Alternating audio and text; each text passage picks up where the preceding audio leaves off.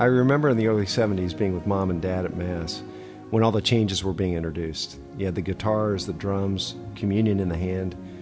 Dad literally pulled us out of church and we never went back. Our search began. I remember having to go to Mass in several different houses, hotels, hired halls, even the basement of a flower shop.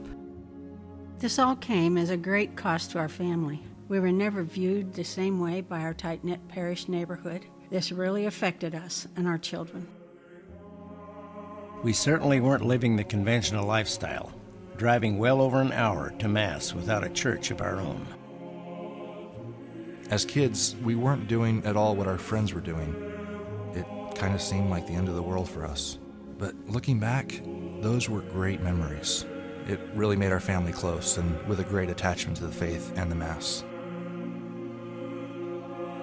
It seemed like after the 1960s it was forbidden to look back at the church's history, and the difficulty of attending the Latin Mass demanded that our convictions be unassailable.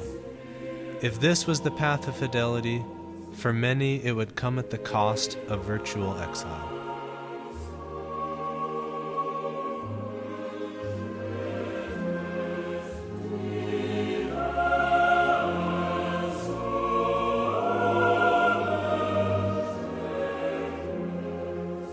In thee, O God, do I trust. Let me not be confounded.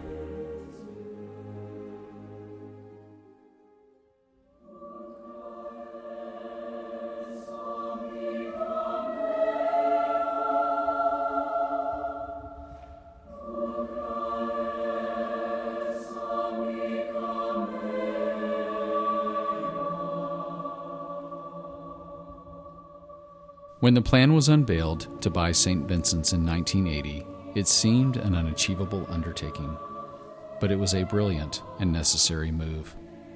It took us out of the catacombs and into a cathedral.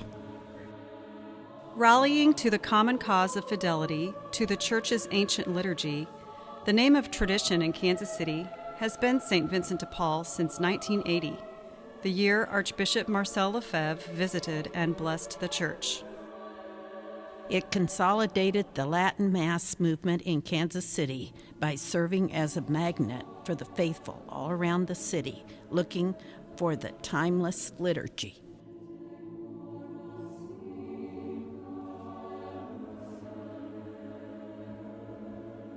We are now baptizing the fourth generation of St. Vincent's parishioners. We are enjoying today what has been the result of much sacrifice over the past 40 years. But it's our responsibility to take care of this providential gift of faith in our great church. This church has become a home to a once homeless cause, giving a roof to this sacred rite for a few dozen people at first, growing to nearly 1,000 today.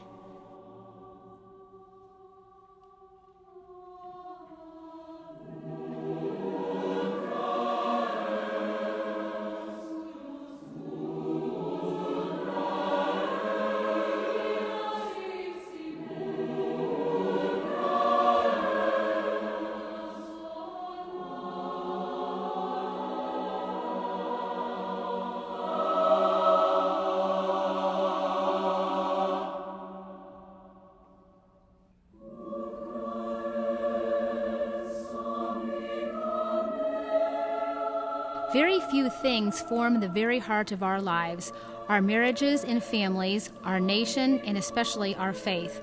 These things make us what we are. This sacred space represents the humble offering of our faith in Holy Mother, the Church. It is here that we are forgiven, where we eat the bread of life, where we are married and our children are baptized.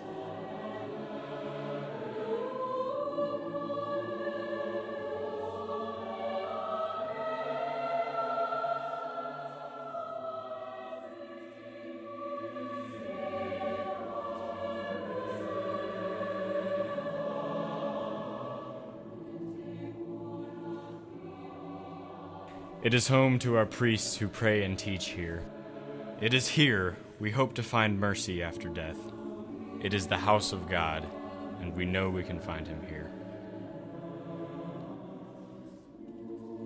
When we look back on where we were in the 70s, virtually homeless, compared to where we are today, in a beautiful church with a vibrant school, a rectory, and 5 traditional priests offering Mass every day, one can't help but see God's providential care for us. What does the good God have planned for our parish next? Each person who comes to St. Vincent's should not see first the vaulted ceilings and the sanctuary of stone, but the timeless sacrifice of the Mass and the people who assist in its offering, each one making the sacrifice to have the integrity of the faith and to keep this torch lit for the generations that will follow us.